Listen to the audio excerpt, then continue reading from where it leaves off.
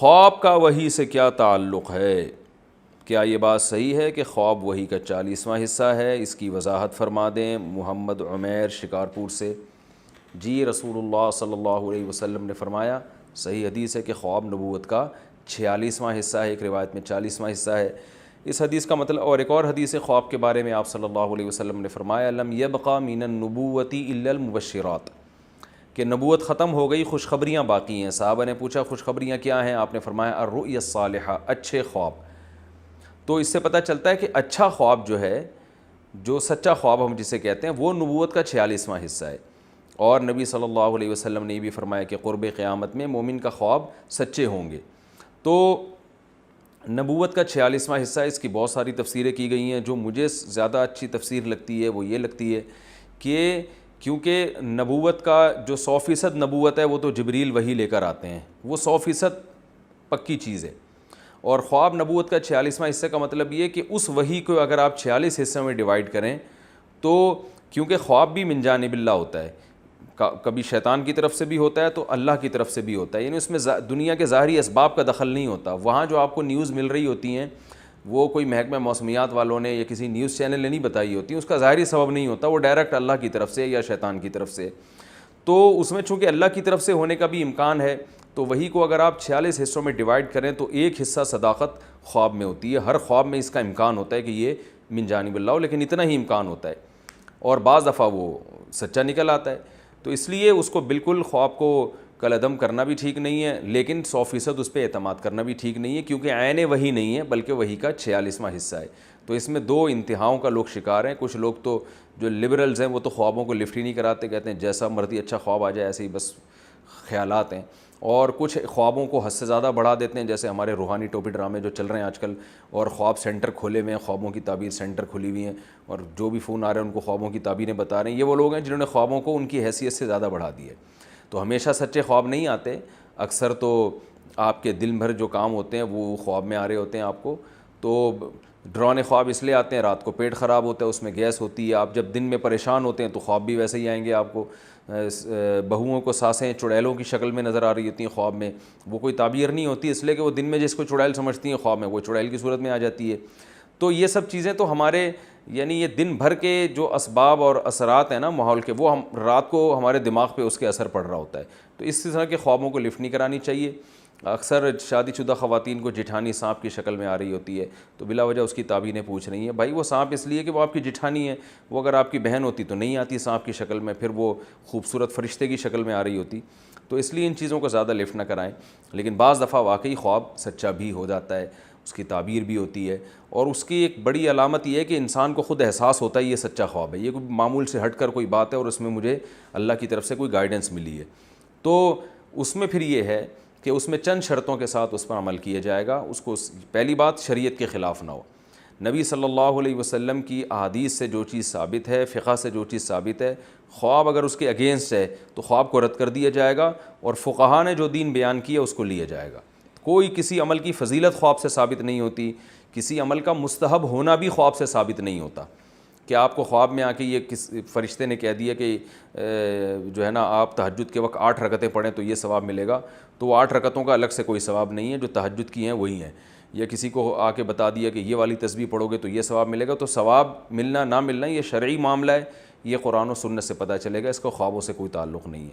آپ کو آ کے بتا دیا کہ فلاں مولانا صاحب ہے ان سے مسئلہ پوچھا کرو، وہ بالکل صحیح ہیں، تو آپ ان مولانا کی تحقیق کر لیں۔ اگر علماء کو ان پر مولانا پر اعتماد نہیں ہے تو پھر آپ خواب کی بیس پر ان پہ اعتماد نہیں کر سکتے، کیونکہ قرآن کیا کہہ رہا ہے، فاسألوا اہل الذکر ان کنتم لا تعلمون، علماء سے پوچھو۔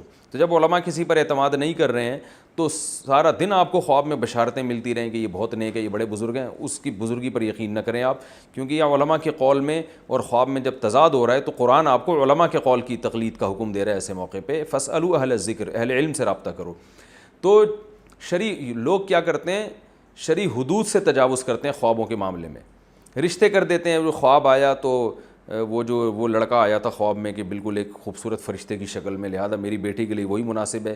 اب گراؤنڈ ریئلٹی کہہ رہی ہے وہ بندہ ٹھیک نہیں ہے، جب آپ نے تحقیقات کروائیں تو پتہ چلا کہ وہ ٹھیک نہیں ہے. تو حدیث بھی یہی کہہ رہی ہے اذا خطب الیکم من ترضون دینہ وخلقہ فزوجوہ, جب کوئی ایسا شخص نکاح کا پیغام بھیجے جو دین اور اخلاق سے تم مطمئن ہو تو نکاح کرو.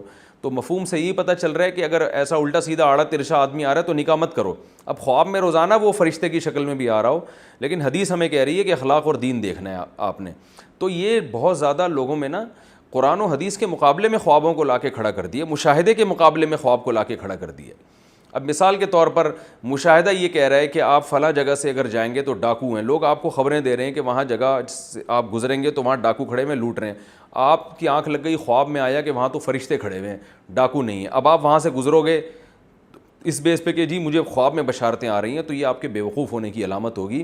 کیونکہ شریعت نے ہمیں جو لوگوں کی اخبار اور لوگوں کی خبریں ان پر اعتماد کرنے کا ہمیں حکم دیا ہے.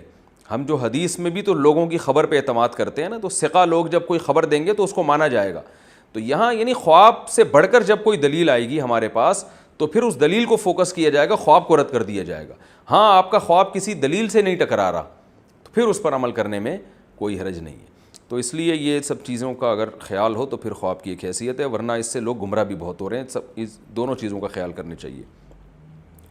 جاگنے کے بعد اچھا ایک اور چیز یہاں پر یہ بھی ہے, آپ کے اعمال اچھے نہیں ہیں, لوگوں کو خواب آ رہا ہوتا ہے میں مجھ سے اللہ خوش ہے اور میں جنت میں ٹہل رہا ہوں, تو وہ بلا وجہ خوش فہمی کا شکار ہو جاتے ہیں کہ ہمیں اللہ کی طرف سے بشارت ملی ہے.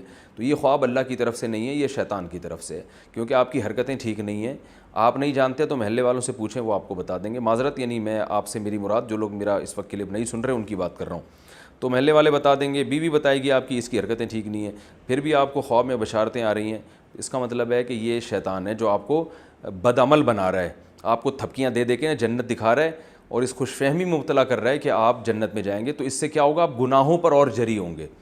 ایک خاتون کا میرے پاس فون آیا کہ میرا بھائی کا انتقال ہو گیا, میں جنت میں ٹہلتے ہوئے دیکھ رہی ہوں. میں نے کہا کہ وہ نماز پڑھتا تھا, کہ نہیں نماز تو کبھی نہیں پڑھی اس نے. تو میں نے کہا پھر یہ جنت میں ٹہلنے والے خوابوں پہ بالکل اعتماد نہ کریں. بے نمازی کے لیے جو قرآن کہہ رہا ہے وہ تو جہنم کی آگ ہے. تو بس بھائی کے لیے رو رو کے دعا کریں. یہ شیطان نے آپ کو خواب اس لیے دکھایا ہے کہ آپ بھائی کے لیے پھر توبہ نہ کریں آپ, کیونکہ آپ کو پتہ تھا بے نمازی ہے, تو بے نمازی کے لیے لوگ تو پھر زیادہ دعا کریں گے نا بہنیں کہ اللہ پتہ نہیں اس کو کیا سزا ہوگی, تو زیادہ روئیں گے. اب خواب آ گیا جنت میں ٹہل رہا ہے, تو اب آپ نے اس کے لیے دعا نہیں مانگنی, اس لیے کہ یار وہ تو چلو جنت میں چلا گیا, اب کیا دعا رہ گئی. تو شیطان چاہ رہا ہے کہ وہ پیچھے جو لوگ دعا مانگتے تھے نا وہ بھی نہ مانگے. تو یہ پہلے عمل ہے, بعد میں یہ ساری چیزیں. تو ہاں آپ کے نیک اعمال ہیں, اچھے اعمال ہیں, گناہوں سے بچنے کی توفیق مل رہی ہے آپ کو ماشاءاللہ, اور جو ہے آپ دین پہ مضبوطی سے قائم ہیں. پھر خواب میں اگر خوشخبری مل رہی ہے جنت کی تو پھر یہ اللہ کی طرف سے یقیناً تسلی ہے, کیونکہ یہ خواب دلیل شرعی سے ٹکرا نہیں رہا ہے بلکہ دلیل شرعی اس خواب کی اور تائید کر رہی ہے. پھر اس خواب کو جو ہے نا ایک تسلی کے طور پر بیان بھی کیا جا سکتا ہے اور تسلی بھی ہو سکتی ہے, الحمدللہ بھئی اللہ کی طرف سے خوشخبری مل رہی ہے. اسی طرح آپ کے اعمال بہت اچھے ہیں, آپ شریعت پہ مکمل چل رہے ہیں, اپنی طرف سے جتنی کوششیں کر رہے ہیں, خواب میں آپ جہنم کی آگ میں جل رہے ہیں, تو بھی مایوسی کی ضرورت نہیں ہے. یہ شیطان ہے جو آپ کو عمل سے ہٹا رہا ہے, مایوس کر رہا ہے, کیونکہ اللہ نے کہا جس کا عمل اچھا ہوگا اس کو جنت میں لے کے جاؤں گا. تو اس لیے پہلے عمل بعد میں یہ خواب, یہ پوری تفصیل سنانے کا یہ مقصد ہے.